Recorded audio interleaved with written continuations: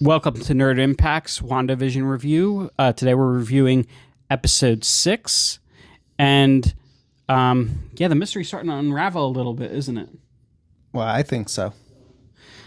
So this episode is heavily inspired, as Nick indicated, by Malcolm in the Middle.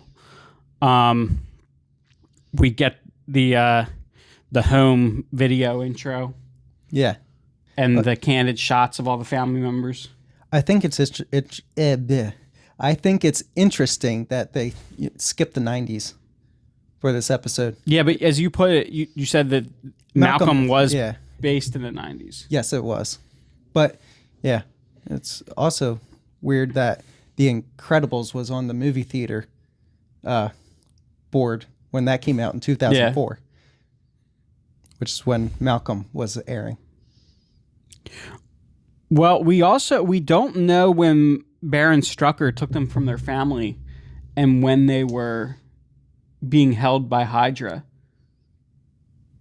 You get what I'm saying? No. So she knew of all the old shows probably because she was watching American sitcoms in Sokovia. Okay. But if she was held during the 90s... I see what you're saying now. Then she didn't see... And she can't create that reality. Yeah. Okay. I get it. Maybe. That's just a work in progress, a work in theory. But, Nick, I think a lot of the questions we're going to be asking and trying to answer probably revolve around Pietro. I think so, too. I think some rumors or theories, I should say, about who exactly he is and why he's there. Mm-hmm. I think some of these theories are really hitting the nail on the head. Well, I think there's one we can be sure from this episode is not the case. And that's does not appear to actually be the Pietro from the X-Men Fox universe. Right. He just looks like him. Yes. But he appears to have memories of the Pietro, of Wanda's Pietro. Or at least can recall the events of Wanda's Pietro. Or at least has some kind of source of information of... From that universe. Yeah, or from his history. But... So, Nick, who do you think he is? I think he's just Mephisto in disguise. And what's some of the evidence that we've happened upon?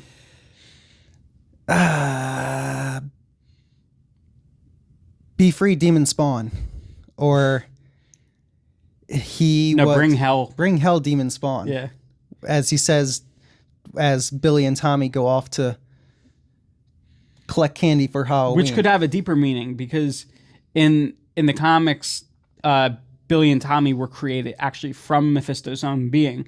So when he's calling them demon spawn, it could be quite literal. Yeah, I think it is. Now we also see him. Do his hair a certain way. Mm-hmm. It could be he has it like stuck up on the sides like this straight. Now it looks a little bit like Quicksilver's hair, but also at the same time looks like Mephisto's hair. Yeah, it looks much more exaggerated.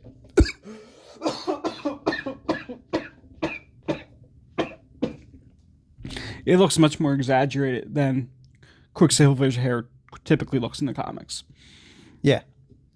Like Quicksilver's hair in the comics, it's just like a little, spikiness off to the sides here. Where almost like baby Wolverine. Yeah, like baby Wolverine. Which, okay, that reminded me of the joke that Daniel Radcliffe had about playing Wolverine. He would be like, if you stuck Hugh Jackman in a dryer, this is what you would get. But it was... Yeah, his hair's longer, and it was more like straight up like this, almost kind of like if you were to search for pictures of Mephisto. If you haven't seen him, if you search for pictures of Mephisto on Google Images, you'll see his hair is like spiky all over the place, but also sometimes it's like up like this on the sides.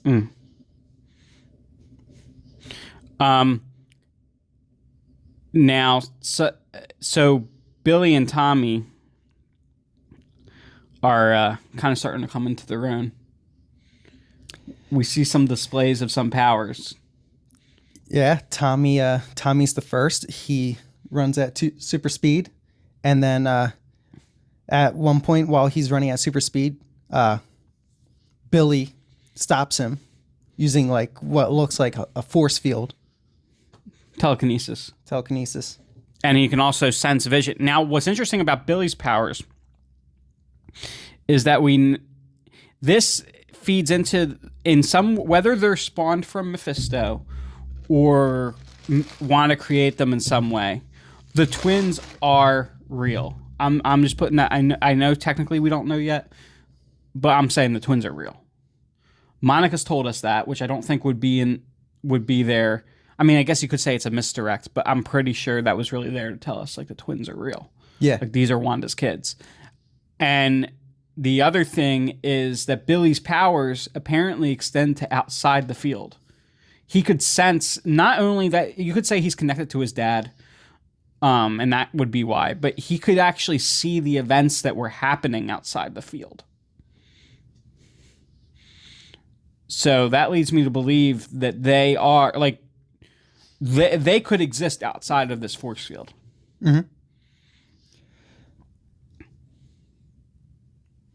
Maybe. Well, okay, so Billy senses Vision when Vision tries to leave. Mm-hmm. Now, Vision, it was able to temporarily be okay outside. Well, not be okay. He started falling apart and being pulled back in. Yeah. But maybe it's because the power keeping him alive, and maybe also the power to be able to bring Tommy and Billy into existence is just not strong enough yet to maintain that stuff. Mm-hmm. Now, Nick had some very astute observations in this episode. One being, so it appears that Pietro has a tattoo on his arm. We could be wrong about what this says, but it looks like it says mom. It looks like it says mom. But interestingly enough, the tattoo on his arm, which they chose to say mom or MOM, is also an acronym for Multiverse of Madness.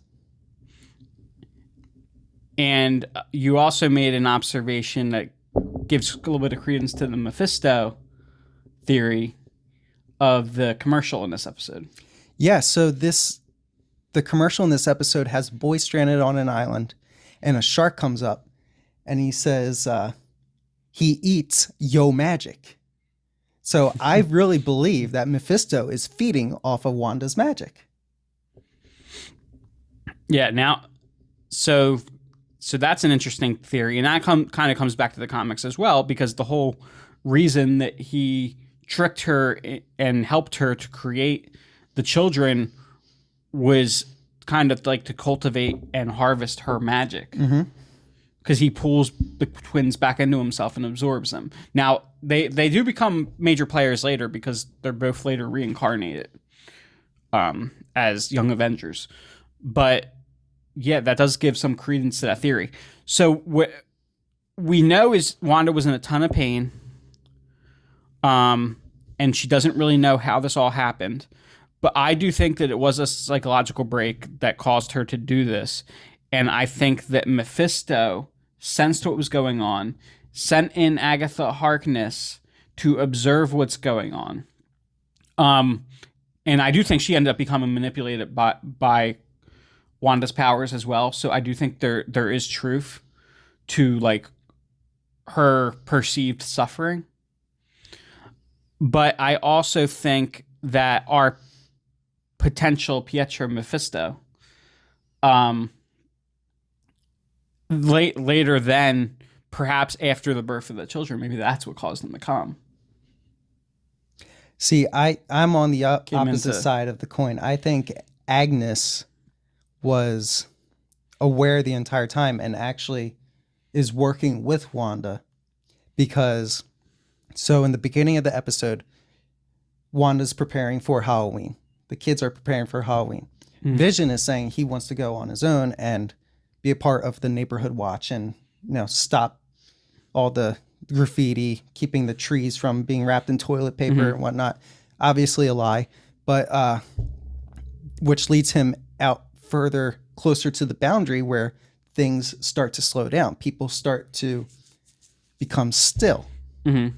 And as he gets closer, more and more of the people are becoming still. But Wanda, as she says to her children, do not go past Ellis Lane. He ends up getting closer to Ellis Lane, where he finds Agnes in her car.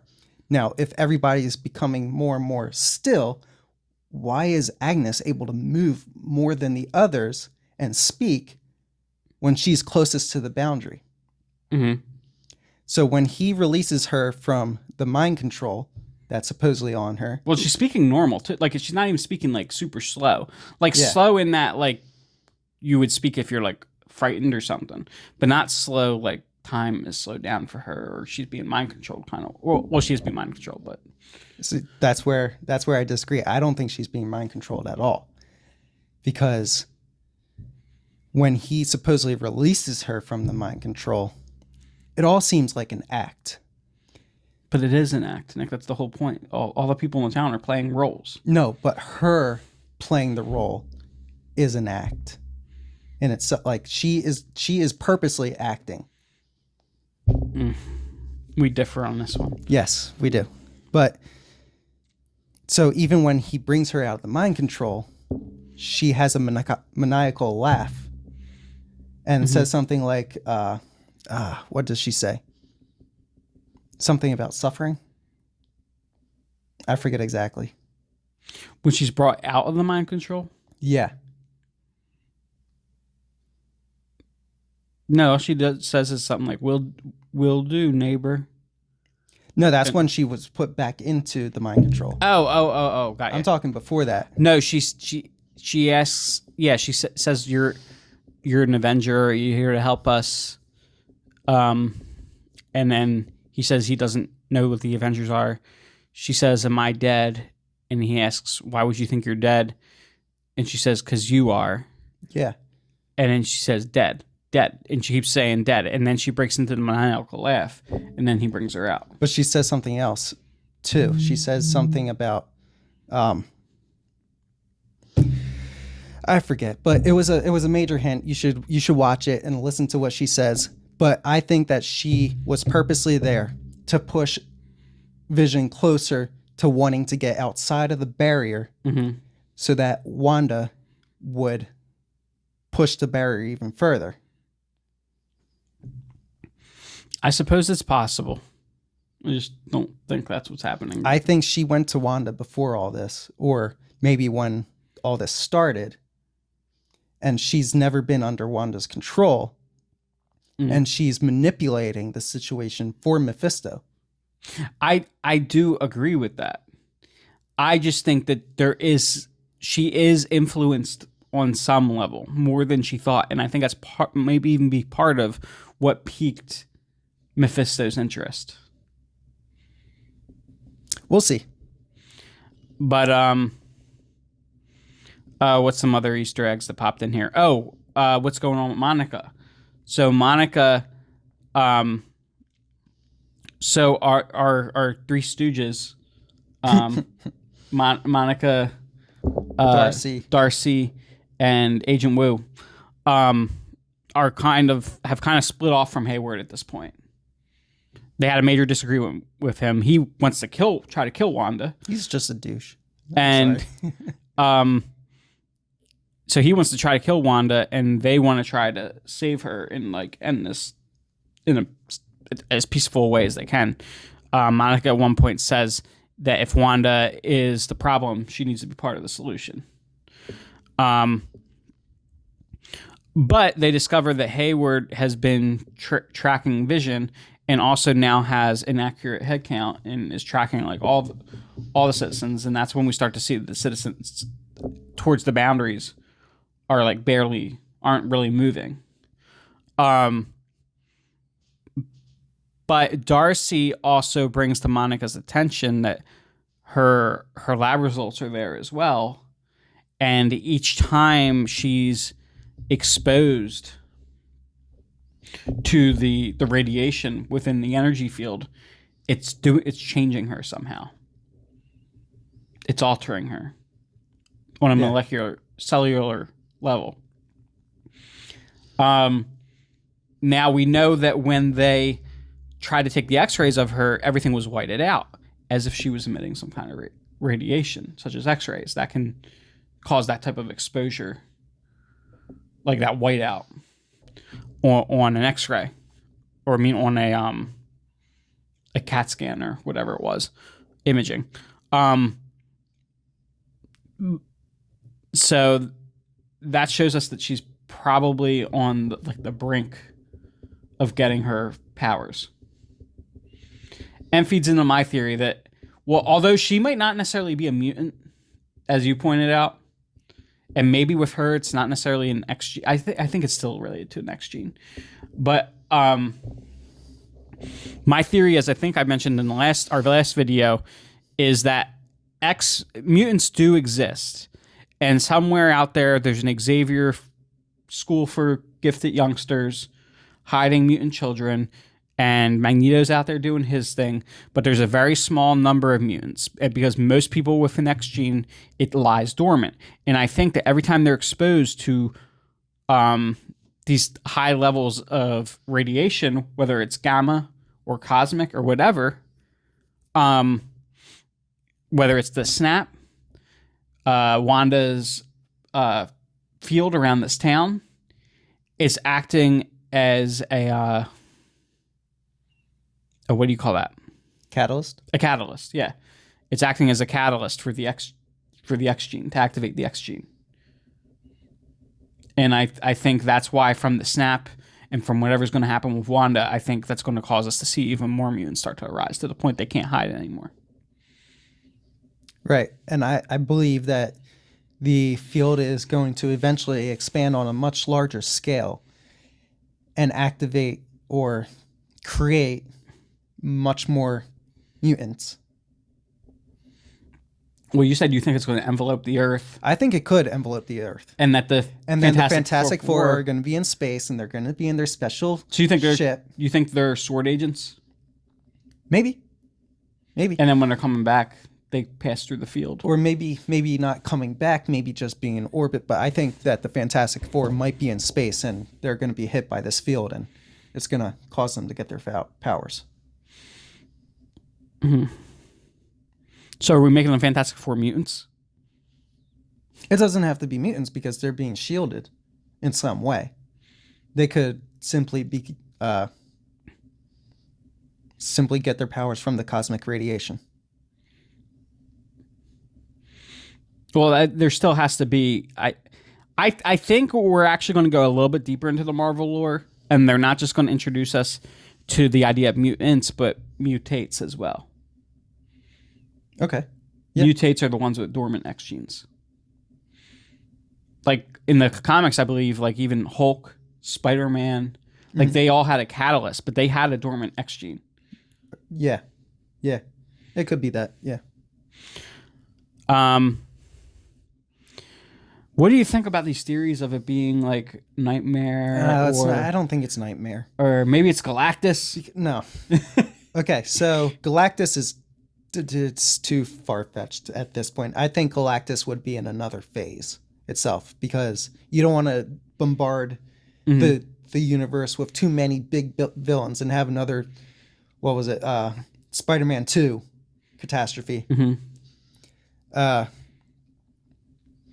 some people say they thought the town, originally before they revealed that it is Wanda, they thought the town was created by Mysterio. No. And Nightmare, thinking about Nightmare feeds on people who are asleep. It feeds on their dreams or nightmares. And as we know, everybody's aware of what's going on. So it's not really like they're dreaming. So if Nightmare is tied into this somehow, I just think that's a little bit wonky. I don't think it is. I think it might even be a little bit wonky if it is Mephisto. I really hope they have a really good story concept here, because that could easily go bad. Well, no, you got Kevin Feige running it, so. Well, true. I don't think. I'm sure he'll find a way to make it work. In Feige we trust. In Feige we trust. Oh, is there any other Easter eggs? Oh, some people were speculating that the aerospace engineer that Monica referred to in the last episode could be male or woman. She did specify. Now, I guess you could still say that it was just a term she was using, but she did say "my guy" when she referred to him in this episode. You would say my guy if it was an actual guy. I know. Yeah. I don't think I've ever heard anybody say my guy for a girl. Well, actually, one of our cousins, when she was little, always used to say, "Hey guys," regardless of. Yeah, that's something you say. That's different. But you think my guy is different? Yeah, my guy's different. You guys is because when you have boys and girls grouped together, you go with the male term more often. But if you have an independent, it's either male or female. Okay. It's mankind. But so I think my point is I think we can be pretty sure this is a guy. It is a guy. And I don't think it's Mr. Fantastic. I really, really think it's Dr. Brashear, aka Blue Marvel. Because him and not only is Monica in the comics a member of the Ultimates, which is led by Dr. Brashear, but they actually end up in a relationship together. So I think your theory holds more merit than my previous theory that it was going to be Reed Richards. yeah, I'm really, really banking on it being Blue Marvel. But I do believe that this cosmic radiation coming from Wanda is going to possibly create the Fantastic Four. Yeah, I don't know. I mean, the Fantastic Four, because of Kang the Conqueror popping up in Ant-Man 3, we know Kang the Conqueror is going to be the villain in Ant-Man 3. That kind of makes me feel like they might introduce some kind of quantum way because the Fantastic Four also have been known to explore the quantum realm. So I do kind of wonder if they could get their powers that way as well. And they're based out of New York, right? Yeah. Okay. New Jersey's like near New York, so it's very possible that this field at least enters New York. Yeah. And I was going to say I don't think that they'll be tied to the shows at all, but there are some hints of Kang the Conqueror in the Loki series. So I don't know. Yeah. I mean, it's the Marvel Cinematic Universe. Everything's tied together in some way. Well, most things are tied together in some way. Now, what has been so Patrick Stewart at one point had a meeting with Kevin Feige. That's public knowledge. He stated that he talked to Feige. Feige was interested in bringing him into the MCU, but that he really liked the way that Professor Xavier's story ended.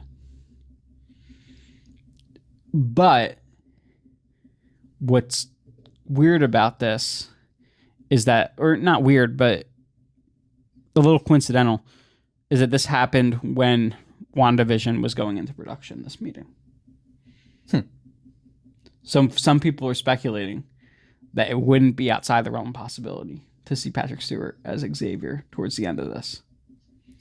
So that brings me back to my previous theory of what if the different realities are bleeding into one another. Or maybe it's kind of a case like this where well, no, you're right. I mean, when they brought Miles Morales into the main MCU, there was some rewriting of his history to fit him into the MCU. So even if this Pietro is Mephisto, maybe him showing up looking like the Evan Peters Quicksilver is still due to that bleeding in. Right. And when there was a temporary moment, which could have been just Wanda's post traumatic stress or a mental break where she sees bullet holes in Evan Peters' body. Right. Even though the other Pietro, I forget the name of the actor, but he was the one that was shot. Mm-hmm. I don't know. But there was also, they did quickly mention Kick-Ass. She says Kick-Ass at one point. I don't remember what, in response to what, but Wanda just says Kick-Ass, which is a movie that both actors were in. Both actors that portrayed Quicksilver were in Kick-Ass. Yeah, that is interesting. So just a little Easter egg. For a second, I thought she said it. She actually said Kick-Ass after. Now I could go back and watch and be like, I'm a complete idiot. I was completely wrong. But the first time I saw it was Kick-Ass didn't seem to be like she was saying like something kicked ass or whatever. It seemed like she was saying it because she had previously been talking about why do you look this way, and she stops for a second and she says Kick-Ass. So think about this. We're talking about the shows, this reality being possibly based off of different shows that she watched growing up, right? Maybe she saw Kick-Ass. And in her subconscious, that's why she made him look like Evan Peters. Yeah. Although that would be weird though, because the other actor that actually played her brother was also in Kick-Ass, and he was in fact Kick-Ass. The actor that actually played her brother was Kick-Ass. I don't know. Probably just an Easter egg. Yeah, it's probably just an Easter egg. But, Nick, any final comments on WandaVision episode 6? No. All right. Well, that'll do it for today. Don't forget to like, comment, and subscribe on YouTube as well as Facebook. And until next time, Stay nerdy.